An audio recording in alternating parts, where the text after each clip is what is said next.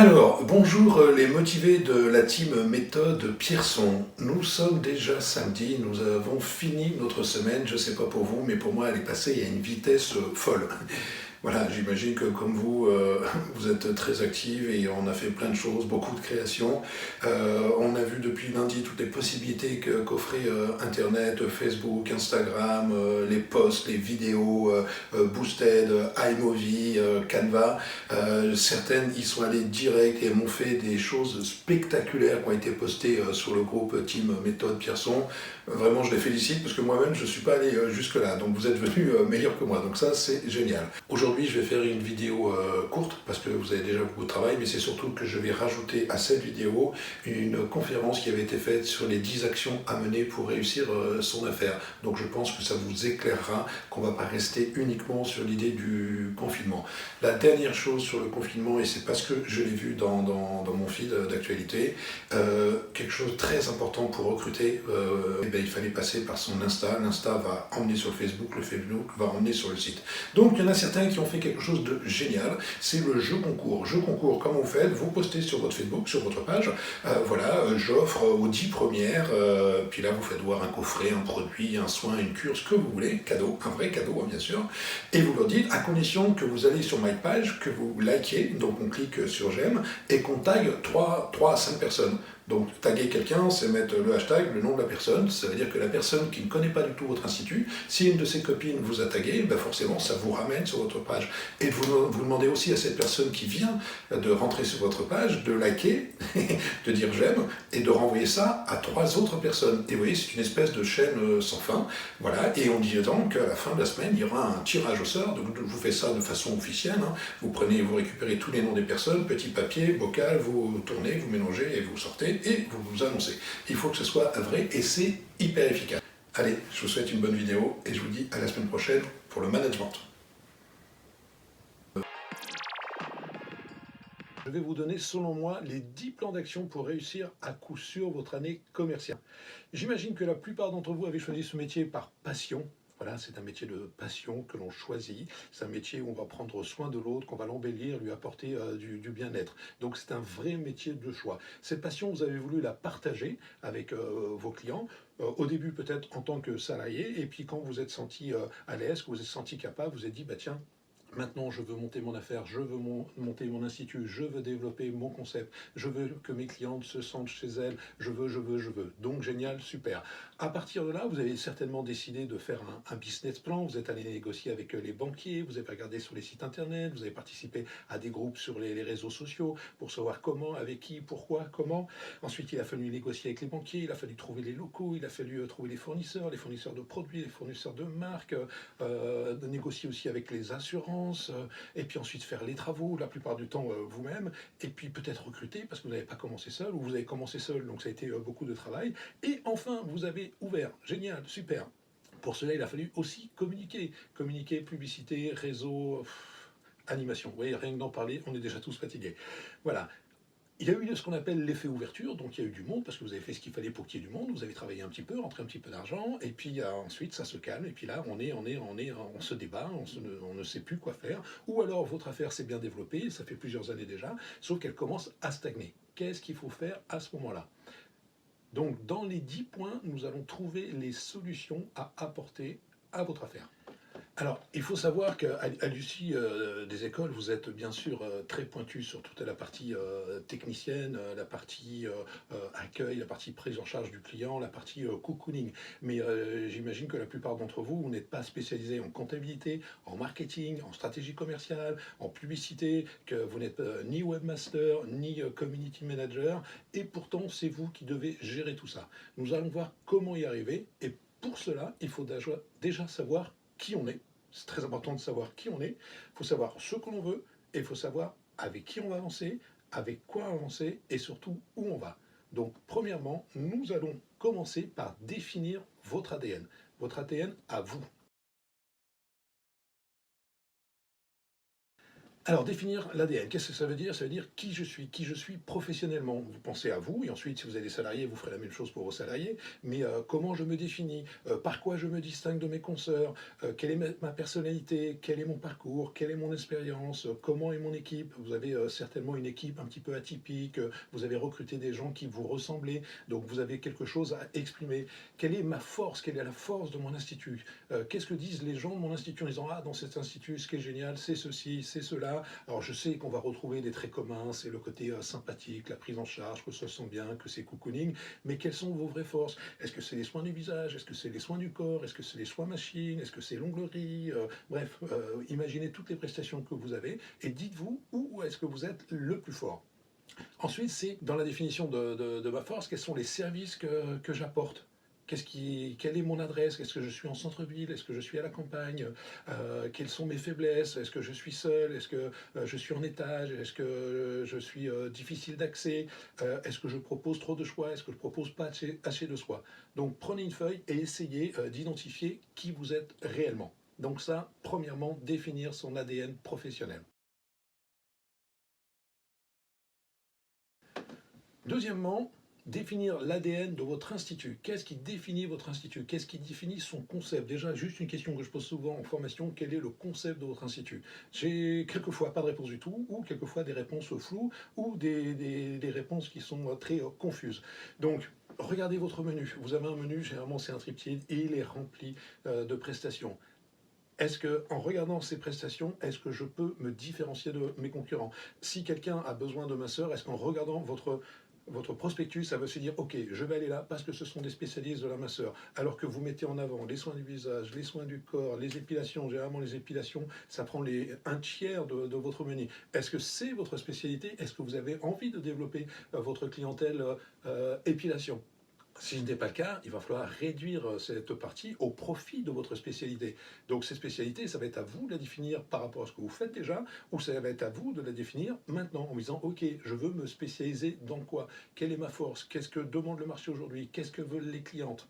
Voilà, donc tenir compte du marché pour redéfinir son menu. Voilà, quelles sont les offres distinctes que vous avez? Quelles sont les prestations? Est-ce que j'en ai trop et c'est confus, ou est-ce que j'en ai pas assez ou je suis pas crédible? À qui j'adresse, à qui je m'adresse quand je fais mon menu, à qui, qui je veux recruter comme client, quelle est ma cible, quels sont mes tarifs, quelle est ma marge. 60% de la clientèle rentre pour l'épilation et pourtant ça ne représente que 30% de mon chiffre. Est-ce que c'est là-dessus que je dois appuyer? Quelle est votre adéquation de votre concept? Quelle est l'adéquation de votre concept avec votre philosophie? Quels sont vos clients? Parce que vous êtes dans un lieu et forcément vous avez des clients autour de vous. Quelles sont leurs typologies? Quels sont leurs CSP+, catégories socio-professionnelles? Est-ce que c'est des gens qui ont de l'argent? Est-ce que ce sont des gens qui font partie de la classe moyenne? Ou est-ce que ce sont des gens qui font partie de la classe supérieure? Et qui je veux toucher? Je répète, par quoi se distingue mon institut de mes concurrents? Donc on est toujours dans l'ADN de l'institut, il faut que vous puissiez le clarifier au maximum. Et en même temps, savoir pareil, il y avait les forces tout à l'heure pour vous et votre équipe, il faut connaître les forces de votre institut, et c'est à vous de les définir, et surtout les faiblesses, parce qu'il y a aussi des faiblesses. Voilà. Et comment réellement je me définis dans mon concept, dans mon ADN de mon institut. Maintenant que je sais qui je suis, que je sais comment est mon institut, il va falloir que je fasse quelque chose de très important. On n'y pense pas forcément parce que les années s'enchaînent et tout va très vite. On va construire ce que j'appelle le squelette de votre stratégie annuelle. Qu'est-ce que c'est que le squelette de la stratégie annuelle? Ben, c'est simplement définir son plan marketing sur l'année. Quels sont ceux ou celles qui définissent un plan marketing? Qui, par exemple, au moment creux de début décembre, se dit, OK, qu'est-ce que je veux faire pour l'année prochaine? Quel objectif je veux atteindre? Quel client je veux toucher? Qu'est-ce que je veux développer? Quelle animation je vais faire? Comment je vais me distinguer de mes concurrents? Quel achat je vais faire? Quelle prestation machine je vais apporter à mes clients? Donc, définir son plan marketing, c'est choisir des thèmes. Vous prenez un tableau Excel, c'est très simple. Tableau Excel, janvier, février, vous faites toute l'année. Et puis vous dites, OK, en janvier, quelle animation je vais faire? Et cette animation, on va la noter, on va la dater. Et en même temps, on va se poser les questions du CQQ s'est occupé. CQQ s'est occupé, le C c'est comment, les Q c'est quel, quoi, qui, où, pourquoi. Bref, c'est toutes les questions qu'on doit se poser. Je fais une animation en janvier, je me pose toutes ces questions pour savoir voilà, qui je veux toucher avec cette promotion, quel type de clientèle, quel âge, où est-elle. Et vous voyez, vous allez lister tout ça et à partir de là, définir une animation, par exemple, pour janvier. Ensuite, vous allez faire la même chose pour février, la même chose par mars. On verra que les animations, il faut en faire, allez, au maxi une par mois et au minimum une tous les 2 mois. Il faut que dans votre plan marketing, il y ait entre 6 et 12 animations. Bien sûr, avant de commencer votre animation, vous allez vous renseigner sur savoir ce que font vos consoeurs. Ce n'est pas la peine de faire la même animation que vos consoeurs, sinon vous n'allez pas à vous distinguer. Les marques sont très partenaires, elles vous proposent des animations, mais si vous faites toute la même animation en même temps, c'est peut-être pas la bonne carte à jouer. Donc, allez sur le site de vos consoeurs pour ne pas faire les mêmes animations. Faites des offres qui sont distinctes, qui sont claires. Définir l'offre promotionnelle, c'est qu'est-ce que j'apporte dans mon offre? Est-ce que c'est une remise? Est-ce que c'est un cadeau? Est-ce que c'est un avantage? Est-ce que c'est un parrainage? Voilà. Voilà pour ce qui est la définition du plan de marketing. Une fois que vous avez votre plan marketing, une fois qu'il est fini, vous allez voir que vous allez vous sentir mieux parce que vous savez déjà comment vous allez structurer votre année. Et juste en le regardant, vous avez déjà la sensation que l'année est passée et qu'elle s'est bien passée. Donc très important. Et ensuite, bien sûr, il va falloir le suivre fidèlement. En 4, nous allons définir notre plan de communication sur l'année. Vous partez de votre plan marketing, c'est-à-dire vous savez toutes les animations que vous allez faire, et ensuite il va falloir communiquer. On va communiquer sur ce plan marketing, c'est-à-dire voilà, j'ai une action, je veux communiquer, j'ai une action qui commence le 15 janvier, à quel moment je commence à communiquer? Alors il ne faut pas commencer trop tôt, ne commencez pas un mois en avance, les personnes auront oublié, ne commencez pas trop tard. On dit qu'il est bon de commencer une quinzaine de jours à l'avant, donc vous faites ce qu'on appelle un rétro-planning, c'est-à-dire 15 jours avant votre animation, vous communiquez. Et ensuite, une semaine avant de votre animation, vous recommuniquez. Donc comment fait-on pour définir son plan de communication sur l'année? Il faut savoir comment vous allez communiquer. Quels sont les supports que vous allez utiliser? Dans les supports, il y a bien sûr votre site internet sur lequel vous communiquez. C'est très important d'avoir un site et j'imagine qu'aujourd'hui vous en avez tout un. On va utiliser bien sûr les réseaux sociaux. Les réseaux sociaux aujourd'hui sont indispensables. Vous devez toutes et tous avoir un Facebook, une page Facebook, un compte Instagram. Si vous pouvez avoir Twitter, c'est parfait. Et ce n'est pas uniquement de les avoir, il va falloir les animer. Donc les réseaux sociaux, ça vous permet d'aller recruter une nouvelle clientèle. Vous voyez, si vous avez un site, un magnifique site, et vous le mettez en ligne, personne ne va aller sur ce site. Pourquoi? Parce qu'il n'y a aucune raison qu'on aille sur ce site. Si on veut y aller, on va taper Google, page, voilà, on va chercher un institut qui est dans le coin, et là vous allez avoir tous les instituts du coin. Donc c'est vous, à vous de vous démarquer en allant chercher vos clients. Comment on fait? On ouvre la page Facebook et on va inviter des amis, on demande aux gens de liker, tous les clients qui vont venir, mettez un petit panneau, likez notre page. Vous pouvez même avoir un compteur qui compte les likes, voilà. Et forcément, ensuite, on va leur envoyer des invitations, on va leur donner de l'information, on va leur donner des promotions, on va faire vivre l'institut, on va partager avec elles. Et l'idée, c'est qu'une fois que vous avez vous communiquez sur un des réseaux sociaux, je prends Facebook en premier, et ben vous allez mettre un lien qui ramène à chaque fois sur votre site, et c'est comme ça que vous allez recruter de nouvelles personnes qui vont aller sur votre site. À partir du moment où ils sont sur votre site, vous récupérez les coordonnées. À partir du moment où vous avez les coordonnées, ben vous pouvez communiquer avec ces personnes. Donc, je répète, pour la communication, il y a le site, il y a les réseaux sociaux, il y a le emailing, on connaît tous, et il y a surtout les SMS groupés. Sachez que les emailing ne sont pas tous lus. L'avantage des SMS groupés, c'est que 98% des SMS sont lus. Donc utilisez les SMS. Aujourd'hui, il y a des logiciels qui gèrent ça pour vous. On en parle tout à l'heure. Puis quel budget je vais consacrer? J'arrive déjà pas à gagner beaucoup d'argent. Quel budget je consacre pour ma communication? Il faut savoir qu'aujourd'hui, on peut communiquer justement pour des budgets très très faibles grâce justement aux réseaux sociaux. Voilà, et surtout faire ce que je vous ai dit tout à l'heure, un rétro-planning à partir de quand je communique. Donc c'est-à-dire que si vous avez une animation très importante en avril, eh ben, vous allez mettre sur votre plan de communication la date à partir de laquelle vous allez communiquer. Donc vous mettez la date et vous mettez sur quel réseau? Ça va être Facebook, ça va être Twitter, ça va être mon site, ça va être un emailing. Donc ça, c'est à vous de le définir, mais ce qu'il faut, c'est entièrement planifié. Donc une fois que vous aurez défini votre plan marketing, défini votre plan de communication, encore une fois, vous allez vous sentir beaucoup mieux, vous voyez déjà l'année terminée. Maintenant, nous arrivons à la cinquième action. La cinquième action, c'est définir sa ou ses cibles. C'est-à-dire que vous avez ouvert votre institut, vous avez bien de très bonnes raisons pour l'avoir ouvert là où vous l'avez ouvert, et ensuite vous avez dit, ok, je vais prendre tous les clients qui viennent parce que j'ai besoin de tous les clients pour développer mon affaire, et ensuite vous vous êtes spécialisé, enfin j'imagine que vous êtes spécialisé, même si ça n'apparaît pas encore, et une fois que vous avez votre spécialité, il va falloir, ok, vous dire quelle est la cible que je veux toucher. Est-ce que je veux toucher les jeunes adolescentes? Est-ce que je veux toucher la femme mature? Est-ce que je veux toucher les hommes? Est-ce que je veux toucher les sportifs? Est-ce que je veux toucher la cadre, la CSPP+, la fameuse? Donc ça va être à vous de définir votre cible. Et attention, vous n'êtes pas obligé d'avoir qu'une cible. Si vous dites, voilà, moi je veux la cliente peau mature, cinquantaine, CSPP+, c'est bien, mais ça ne va pas suffire. Donc si vous avez une communication et une promotion, eh bien, il va falloir avoir défini cette cible pour pouvoir communiquer avec cette cible. Mais vous pouvez avoir une autre cible, une deuxième cible, je dis n'importe quoi, qui va être la minceur. Et la minceur peut s'adresser à toutes les tranches d'âge et à tous les sexes.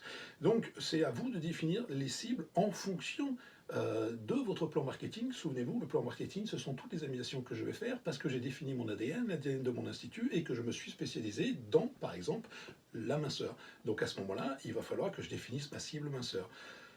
Donc, il faut que cette cible corresponde à votre offre. Il faut qu'elle corresponde au CSPP que vous avez défini. Vous devez peut-être tenir compte de l'âge de la personne. Vous devez tenir compte de l'adresse de la personne, parce que les personnes ne font pas aujourd'hui 20 km pour aller dans un institut. Donc l'adresse va être capitale. Ensuite, c'est comment faire pour les trouver. Comment je communique pour trouver cette cible. Alors, vous pouvez acheter des fichiers à la poste, vous donnez les critères, et vous allez à la poste, et on va vous donner soit une région, soit une catégorie socio-professionnelle. Ça coûte cher, mais ça vous permet d'obtenir un fichier. Vous pouvez aussi définir, donc vous verrez ça avec votre webmaster ou votre community manager, et si c'est vous-même, il va falloir vous intéresser sur Facebook, et il y a des formations Facebook pour ça, où vous allez définir ce qu'on appelle un persona. Un persona, c'est la personne que je veux toucher. Donc il y a des critères que vous rentrez sur Facebook, ça va être par exemple, je veux que ce soit une femme, donc en critère femme, 40 à 50 ans, qui habite Orléans ou 10 km d'Orléans. Enfin bref, vous allez rentrer des critères qui vont vous permettre, qui va permettre à Facebook de cibler à l'intérieur de tous les amis Facebook ce type de clientèle. Et quand vous ferez un post, vous cocherez sur votre persona et votre poste arrivera, comme par magie, auprès de ces personnes. Donc c'est une des façons aussi de développer sa cible et d'aller la chercher, utiliser les critères du persona sur Facebook. Ensuite, vous pouvez faire des partenariats croisés, c'est-à-dire que vous avez un salon de coiffure qui est à côté de chez vous, qui ne fait que la coiffure, qui ne fait pas bien sûr de soins esthétiques, et vous pouvez aller le voir en disant voilà, nous allons faire une journée découverte de l'esthétique, où on va faire une offre croisée, c'est-à-dire qu'on fait une offre esthétique associée à une offre coiffure, ce qui veut dire que vous allez communiquer sur son fichier, et lui va communiquer sur votre fichier. Voilà, bien sûr, vous ne vendez pas votre fichier, c'est vous qui envoyez le mailing en l'invitant à venir chez le coiffeur, et lui va faire la même chose pour vous. C'est une façon de récupérer des clients, de partenaires commerçants. Voilà, donc je parlais du coiffeur, mais il y a les salles de sport, il y a les salles de danse, les salles de Zumba, les salles de fitness, les piscines. Enfin, c'est à vous de définir, par rapport à la cible que vous voulez toucher, les commerçants que vous devez trouver pour faire ces offres croisées. Alors, nous arrivons au sixième plan d'action. Le sixième plan d'action, c'est définir ses outils marketing. On peut avoir le meilleur des produits, si jamais on n'en fait pas part, personne ne saura que c'est chez vous. Donc il va falloir trouver des outils marketing pour développer. Quels sont les outils qui peuvent vous aider? Alors, dans les outils analytiques, il y a ce qu'on appelle le logiciel de caisse. Aujourd'hui, vous devez tout être équipé d'un logiciel de caisse. Ce logiciel de caisse va vous donner des informations incroyables, bien entendu, sur votre chiffre d'affaires, sur la répartition, mais aussi sur le type de clientèle, parce que vous avez rentré certains critères qui vont vous permettre d'identifier tout ça. Et ce qui va vous permettre de découvrir vous-même votre propre clientèle. Ensuite, nous avons les statistiques sur Facebook. Très intéressant. Maintenant, on les reçoit automatiquement, à peu près une fois par mois, mais vous pouvez aller les chercher. C'est-à-dire qui est dans mes amis Facebook, qui est sur ma page Facebook. Et moi, je suis très étonné de voir les tranches d'âge ou les lieux d'habitation ou les catégories socio-professionnelles. Donc là, vous avez des informations qui peuvent vous aider à définir votre action marketing. Donc, dans les outils, utilisez Facebook. Alors, nous arrivons à l'action numéro 7. L'action numéro 7, c'est définir ses outils de communication. On a vu le marketing, mais on va voir maintenant les outils de communication. Donc, on va reprendre, bien entendu, les sites internet, on va reprendre les réseaux sociaux qui sont très importants, on va trouver tous les supports digitaux qui vont vous permettre de relayer l'information. Alors, on n'y pense pas, mais YouTube est un réseau social. Donc, il va falloir poster sur YouTube. Si vous avez une information importante, postez-la sur YouTube. Mettez bien sûr des mots-clés avec des hashtags pour que ça renvoie directement sur votre site, hein. Vous mettez directement le lien de votre site. Donc, on va utiliser YouTube. Je vous en parle tout à l'heure. Comment recruter grâce à YouTube.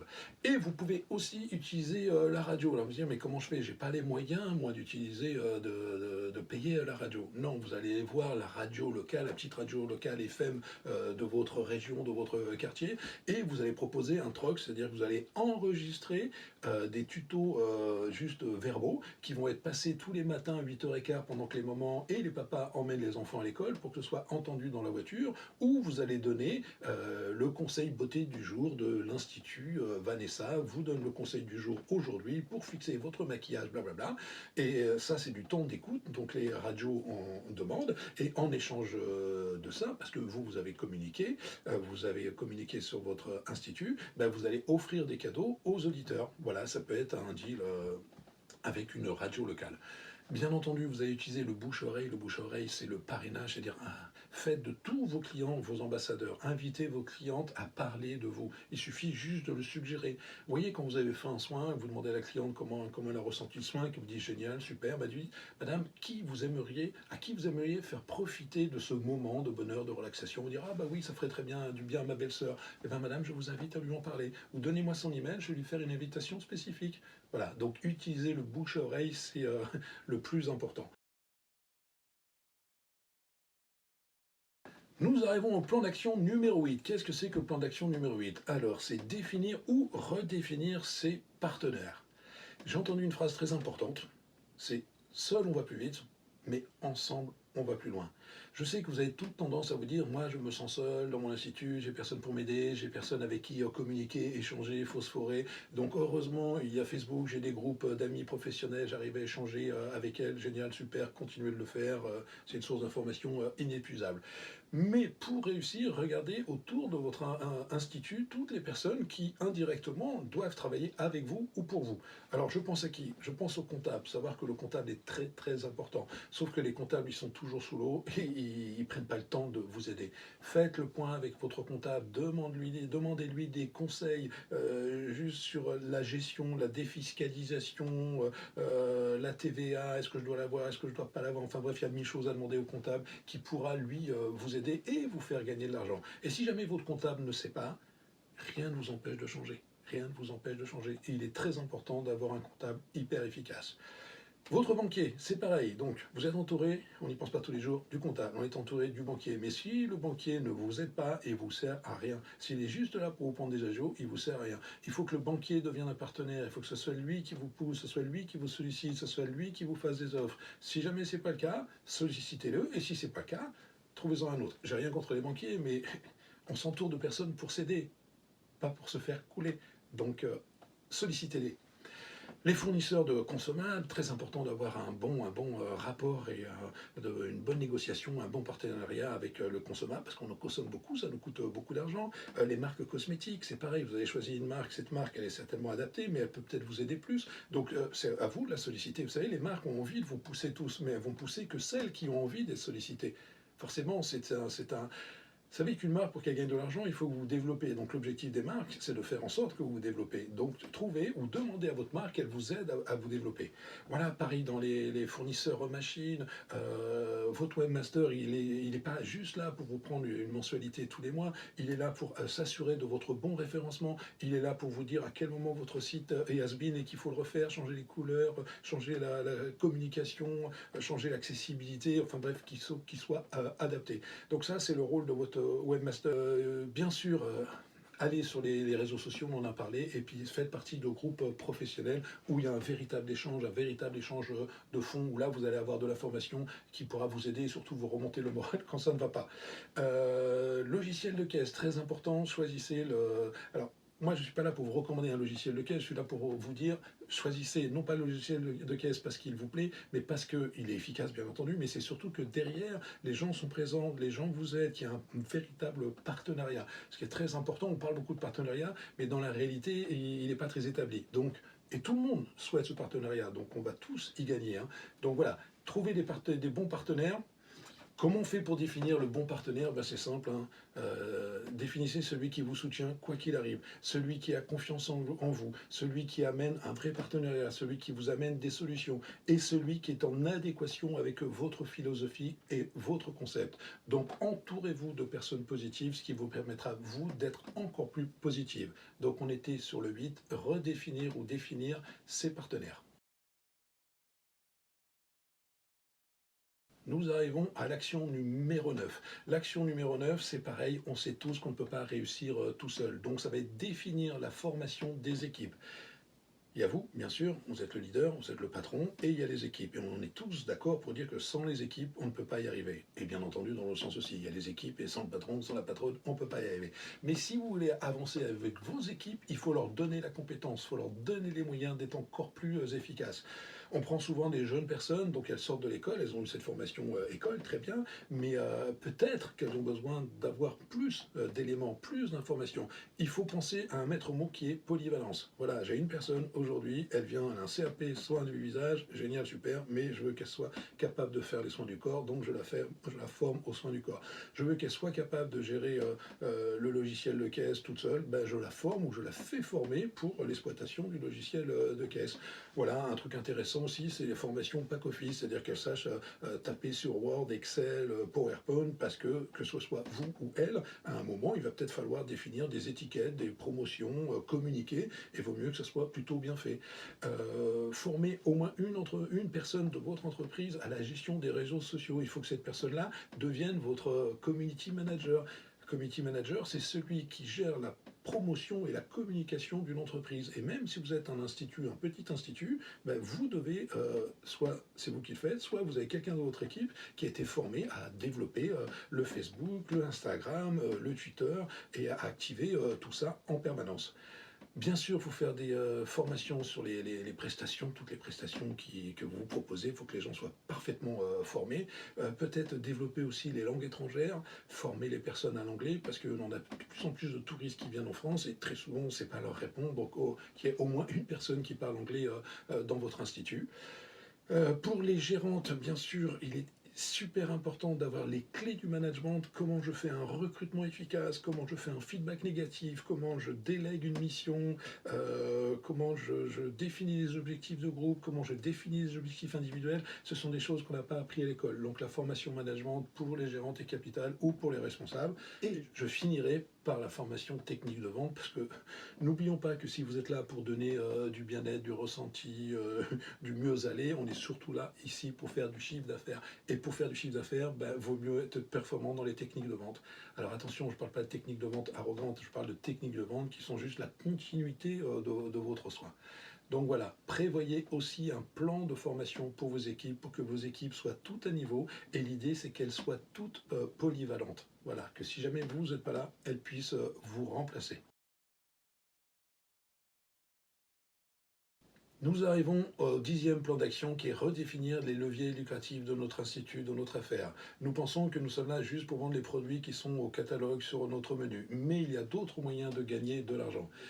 Mais vous pouvez faire aussi ce qu'on appelle des soirées VIP. Qu'est-ce que les soirées VIP? C'est-à-dire que vous allez définir les clientes qui vous semblent, toutes les clientes sont importantes, mais les clientes qui viennent plus de 10 fois par an. Ben, c'est si vous allez lui donner une carte VIP qui va lui donner des avantages et vous allez faire des soirées où vous allez lui faire découvrir en avant-première l'avant-première, ce qu'elle verra avant toutes les autres. Ça va être une nouvelle crème qui sort, et ben vous l'invitez à la découverte de cette nouvelle crème, donc vous faites un petit show chez vous, hein, ça dure une heure et demie, vous pouvez faire aider par une marque, ça peut même être l'animatrice d'une marque qui vient de présenter ça. Donc voilà, c'est un petit comité restreint.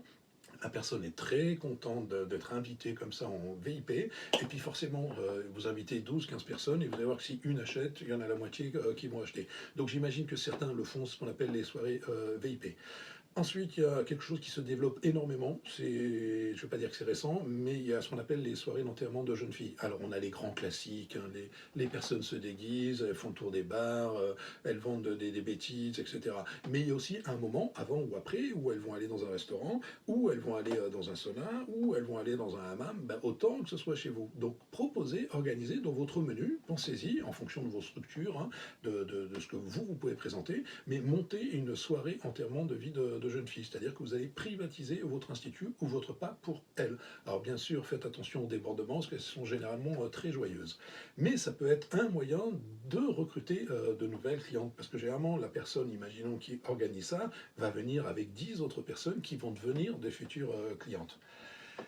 Quelque chose aussi qui est une nouvelle tendance, hein, que j'ai pas encore vu beaucoup dans l'esthétique, mais qui peut être intéressant, c'est ce qu'on appelle les animations père-fils ou mère-fille. C'est-à-dire qu'on invite la maman qui est déjà cliente et on lui dit, on sait que sa fille est adolescente et qu'elle a besoin de conseils beauté, ben on va faire un atelier spécial où on va inviter 5, 10, 15 mamans qui viennent avec leur fille, puis c'est vous qui allez former les deux, conseiller les deux, et pour que l'une aide l'autre. Ça peut être du maquillage, mais ça peut être du soin. Donc voilà, ce sont les soirées à thème où la mère et la fille se retrouvent. Il n'y a pas le mari, il n'y a pas les frères et sœurs, c'est vraiment un moment pour elles. Et généralement, c'est génératrice de bons souvenirs, générateur de bons souvenirs. Donc animation mère-fille. Vous pouvez faire aussi la même chose, et ça existe déjà, je connais même l'initiatrice de ça, ce sont les après-midi Kids Spa, c'est-à-dire qu'on va inviter des jeunes filles souvent pour leur anniversaire, alors elles ont entre 12 et 16 ans, mais voilà, elles vont avoir un petit parcours, un petit massage, ou ensuite elles auront un goûter d'organiser, on va un petit peu les maquiller, enfin bref, elles vont être la star du jour, elles sont 4, 5, 6 copines, et pendant bien entendu qu'elles sont en train de faire leur parcours bien-être, leur parcours spa, ben, les mamans, elles aussi, reçoivent un spa, c'est-à-dire que sous prétexte d'inviter les enfants, on fait venir aussi les mamans, comme ça tout le monde en profite. Et on se plaint toujours qu'il n'y a pas assez d'animation commerciale, mais le Mardi Gras, en fait, on l'utilise peu. C'est le moment où on peut maquiller, par exemple, les enfants. Vous allez dire, maquiller les enfants, ça ne nous ramène rien. Non, mais quand l'enfant se fait maquiller, ben, il y a quelqu'un qui maquille l'enfant et on peut gérer la maman. Moi, j'ai voulu faire maquiller mon petit garçon il y a 3 ans. J'étais dans Paris en moto. J'ai tourné 1 heure. J'ai cherché un institut pour maquiller mon garçon. J'en ai pas trouvé. Alors peut-être que ça se développe ailleurs, mais pas à Paris. Mais voilà, je me suis dit qu'il y avait quelque chose à faire. J'ai eu l'occasion de voyager et d'aller à l'étranger et j'ai vu des animations Halloween. C'est quelque chose de dingue. Donc voilà, on n'a pas su nous récupérer. Alors vous allez dire, c'est pas notre culture. Pensons commercial, pensons rentabilité. Voilà, et organiser des house parties. Qu'est-ce que la house party? Vous avez remarqué que c'est difficile des fois de faire venir votre clientèle chez vous. Eh ben, qu'à cela ne tienne, allez chez elle. C'est-à-dire que vous allez regarder dans votre fichier et vous allez chercher une cliente. Une cliente, par exemple, CSPP+. Et forcément, une CSPP+, a des amis CSPP+. Donc vous allez lui demander d'organiser chez elle une soirée privée de présentation de la dernière machine, de la dernière prestation, du dernier soin ou de la dernière personnalité. Voilà, et c'est elle, cette personne-là, qui va recruter dans ses amis et qui va inviter une dizaine d'amis. Ce qui veut dire que vous allez déjà récupérer une dizaine de noms qui deviendront peut-être vos futures clientes et vous allez aussi vendre à ce moment-là, pendant cet événement, pendant cette soirée. Quelque chose aussi qui est une nouvelle tendance, hein, que j'ai pas encore vu beaucoup dans l'esthétique, mais qui peut être intéressant, c'est ce qu'on appelle les animations père-fils ou mère-fille. C'est-à-dire qu'on invite la maman qui est déjà cliente et on lui dit, on sait que sa fille est adolescente et qu'elle a besoin de conseils beauté, ben on va faire un atelier spécial où on va inviter 5, 10, 15 mamans qui viennent avec leur fille, puis c'est vous qui allez former les deux, conseiller les deux, et pour que l'une aide l'autre.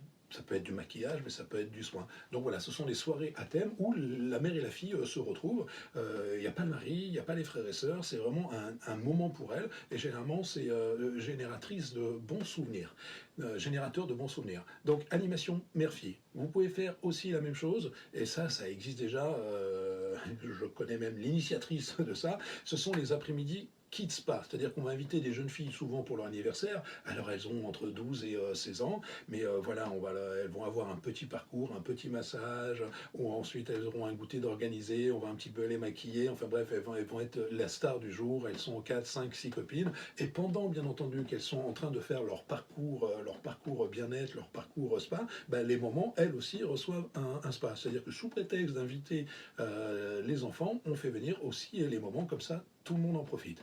Et Encore d'autres conseils pour pouvoir gagner de l'argent avec votre institut. Très souvent, on a pris un local qui est un peu grand, on s'est dit je prends, il y a 3 cabines, je suis toute seule, j'ai 2 cabines qui ne servent pas, mais c'est pas grave parce que plus tard je vais me développer et j'aurai ces cabines. Très bien, sauf que pendant ce temps-là, elles sont là et servent à rien. Donc vous allez sous-louer votre cabine. Vous allez trouver un partenaire, ça peut être un pédicure qui va venir que le mercredi après-midi, ou quelqu'un spécialisé dans la réflexologie plantaire, ou une esthéticienne à domicile qui a besoin de se poser, et lui dire voilà, moi j'ai une cabine, elle est à ta disposition, et puis vous prenez un accord financier avec elle. Soit elle paye un loyer pour avoir votre cabine, soit elle vous rétribue un pourcentage de son chiffre d'affaires. L'avantage de ça, c'est que ça donne l'impression que l'institut est plus grand, qu'il vit mieux, qu'il y a du trafic, et en même temps, c'est un moyen de gagner plus d'argent. Autre conseil, quand vous partez en vacances, je vois souvent des instituts fermés en plein mois d'août. Alors, bien sûr, il faut prendre des vacances, mais pendant que votre institut est fermé, vous ne gagnez pas d'argent.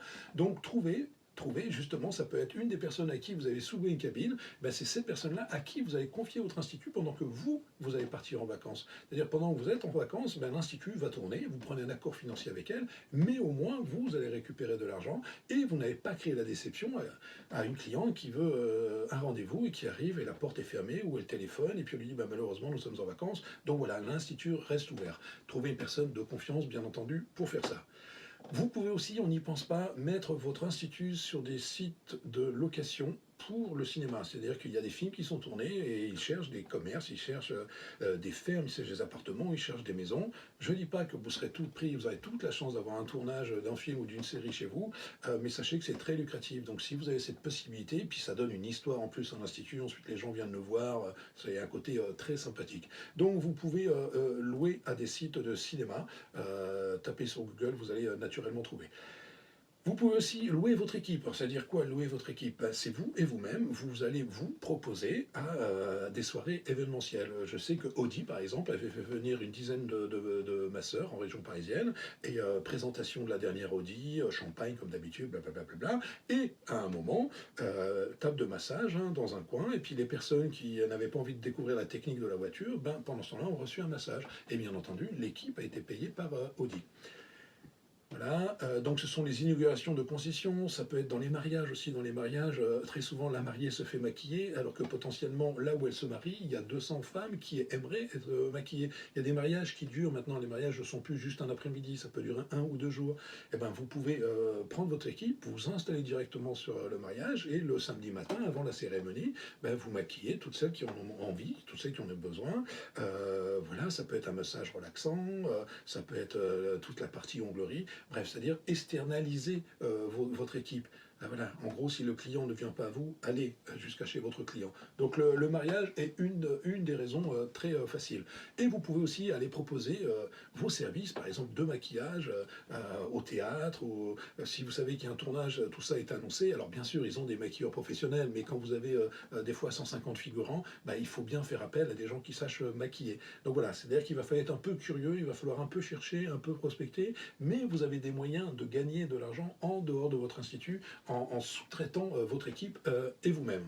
Voilà, et puis une chose à laquelle on ne pense pas forcément, on pense que c'est réservé, je ne sais pas, aux entreprises un peu plus grandes, mais prenez des stands dans les salons, dans les foires. Alors bien sûr, pas à la foire agricole du coin. Il y a des salons du mariage, donc forcément la mariée a besoin d'être maquillée, mais son entourage aussi. Donc là, allez distribuer des cartes de visite, reprenez des coordonnées, faites-vous connaître sur les salons du mariage. Ça peut être les salons du bien-être aussi, ça peut être les salons pour les seniors. Il y a de plus en plus de salons qui sont organisés pour les seniors. Qu'est-ce que je fais de ma vie une fois que je suis à la retraite? Ces gens-là ont aussi besoin de relaxation et de détente, donc vous pouvez vous présenter à eux. Voilà, et petite astuce aussi, très souvent l'esthéticienne gérante elle est seule, elle a besoin de quelqu'un, mais elle ne peut pas lui donner totalement du travail parce qu'il n'y a pas assez. Bref, en attendant d'embaucher définitivement, faites appel à des freelances. Et quand vous aurez fait appel à une freelance et que vous aurez trouvé une espèce de rythme de croisière, à ce moment-là, vous pourrez embaucher une personne.